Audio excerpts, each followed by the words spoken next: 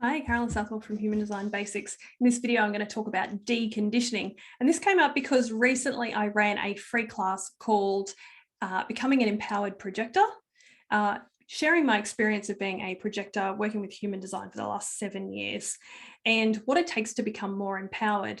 Now, there have been several questions in there, but one in from Charmaine where she asked about, or wanted to better understand deconditioning. What is it? How do you do it? So first of all, we're going to look at what is deconditioning and how do you do it. If you are somebody who is quite new to human design, this is going to be relevant for you whether you are a projector, have watched that or not. If you're any human design type, then this video will be helpful for you. If you are quite new to human design, you might like the courses I've got over at humandesignbasics.com.au. And if you are somebody who has a lot of knowledge, mental knowledge about human design, but you're still struggling to live it, then this video will probably be useful for you as well. So you can like and subscribe here on YouTube, or if you are watching along on Facebook, you can like and follow along there. So deconditioning. There's so much jargon in human design, and deconditioning is just another piece of that jargon. So D means to not, or to unburden the conditioning. Conditioning is what happens for us basically, mostly in early childhood. So when we are born as these helpless little bundles of flesh and joy that don't know how to do any of the things that we need to do to be able to operate in the world. The simple things like caring for ourselves, being able to keep ourselves safe, eat, self-soothe to be able to sleep, relate to other humans, make decisions, all of the things that are required, all of the things that you now know as a 20, 30, 40, 50, 60 something year old as you watch this, you learnt from one or more adults who kept you alive, kept you safe enough, loved you enough, and cared for you enough that you managed to get through essentially, and very importantly, those first 7 years, and probably well beyond that. We get conditioned by our parents or primary caregivers to do what they think, the best that they know how. They teach us how to navigate life and do all those things that I just mentioned. So they're going to teach you what they think is going to work best. Most parents and primary caregivers genuinely want, unless they're extremely traumatized themselves, they genuinely want what is in the best interest of their kid. So they're going to teach you the things that they think are going to help you the most. And more often than not, a chunk of those things are not going to be correct for you, which you now know because you've seen your human design chart. And maybe, like a lot of people, you might have pulled up your parents' human design charts or primary caregivers' human design charts as well, which is really helpful, by the way. If you've got an easy way to do that, I highly recommend that you do, because it'll be really insightful.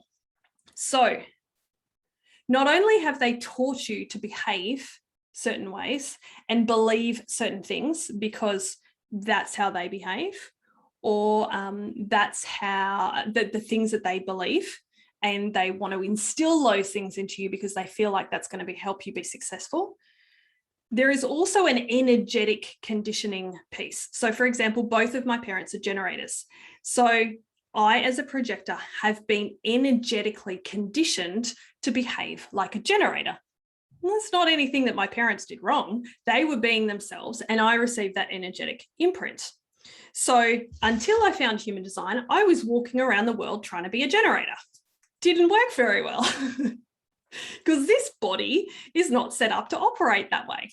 And if you look at your human design charts and your primary caregivers, even if they are the same type as you, even if by some very rare statistical probability, both of your parents are the same human design type as you, they still will have different centers that are defined, different gates and different channels. So you still would have been on a more zoomed in perspective, conditioned by your parents energetically to be different than who you were born to be.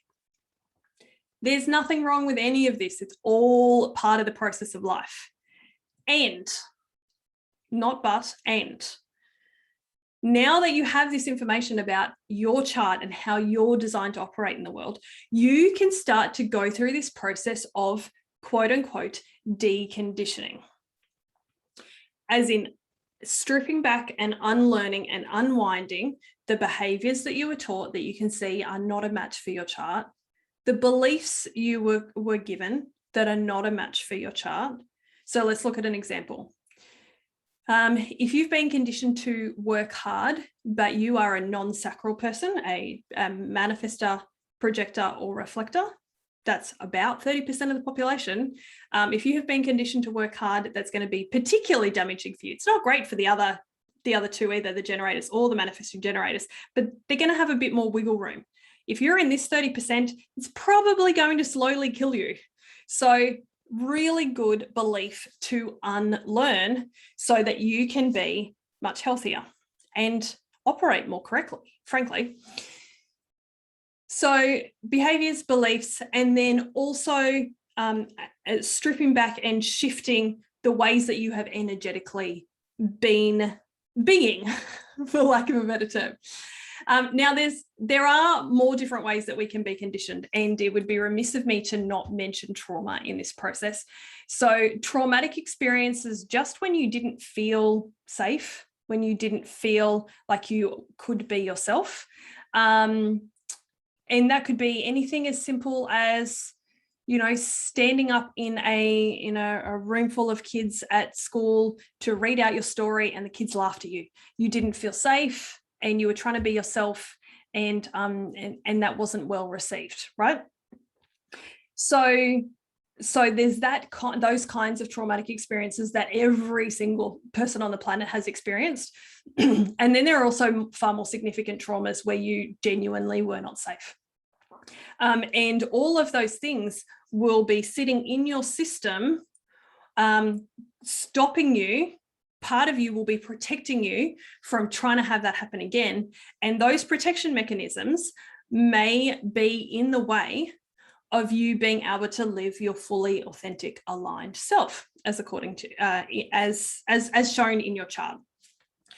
So now that we know what deconditioning is and what things come into play when we're talking about conditioning generally as an idea, how do you decondition?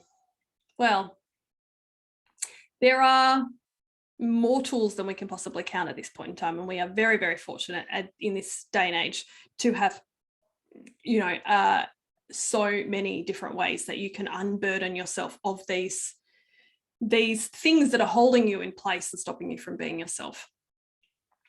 There are some processes that are more or less effective.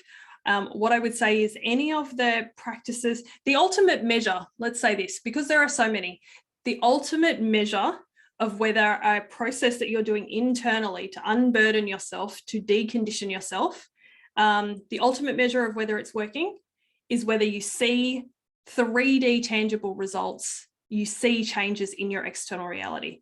If you're doing all this inner work and you feel better and you feel like they're spontaneous breakthroughs, but you don't see anything change in your outer reality, you don't watch yourself behave differently, you don't see other people interact with you differently, you don't see changes to your health or your finances or your relationships or your business, then that tells us that that tool that you're using is probably not as effective, and maybe not as effective as you might hope, and it's possibly not the best use of your time. So I've worked with a lot of different tools over the years. My personal preference at this point is EFT, or emotional freedom techniques, used in a very somatic way, as in used in such a way, not just tapping along to YouTube videos.